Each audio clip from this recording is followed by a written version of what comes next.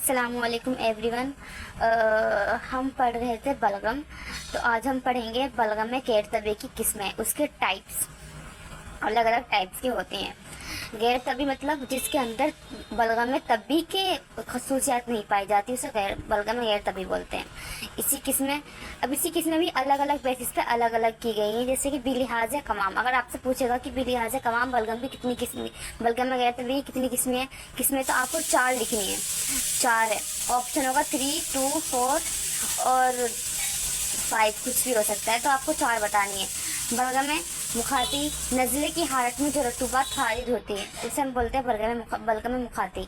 बलगम खाम, जिसमें बानिस्बत मुखाती की बरूदत ज़्यादा होती है, यानी कि मुखाती है उससे ज़्यादा बरूदत होती है बलगम खाम में।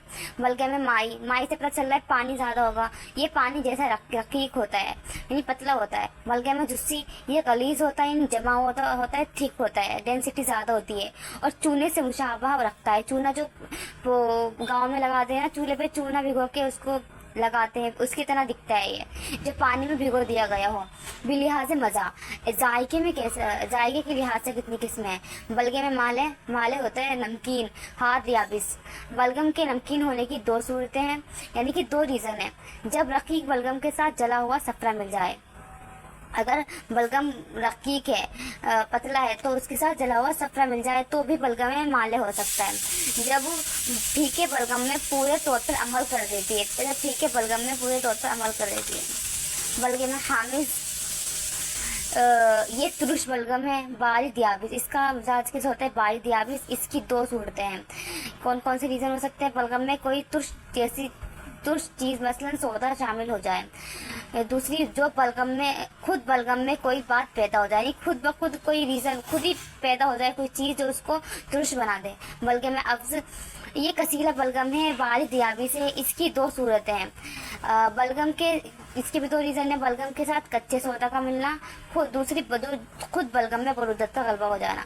अब देखिए, जो मिजाज है बारिद याबिस वगैरह, अगर आपसे स्पेसिफिकली पूछे कि बलगम में हामिज का मिजाज बताओ तो आपको बारिद याबिस बताना। अगर पूछे कि बलगम का मिजाज बताओ तो आप क्या बताएंगे, बारिद रतब।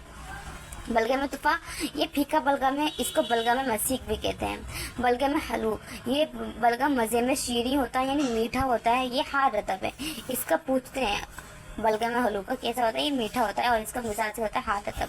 बिलिहाज सूंघने के हिसाब से कितनी किस्में हैं, इसकी सिर्फ 1 किस्म है, बलगम में मुहतन। इमराज, अब इसकी डिसीज़ क्या क्या हो सकती है बलगम से।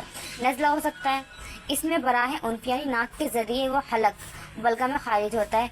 तखुद, ये हल्का बरम में थोड़ी थोड़ी स्वेलिंग होती है हल्की सी, जो चेहरे, हाथों और पैरों पर पैदा हो जाता है।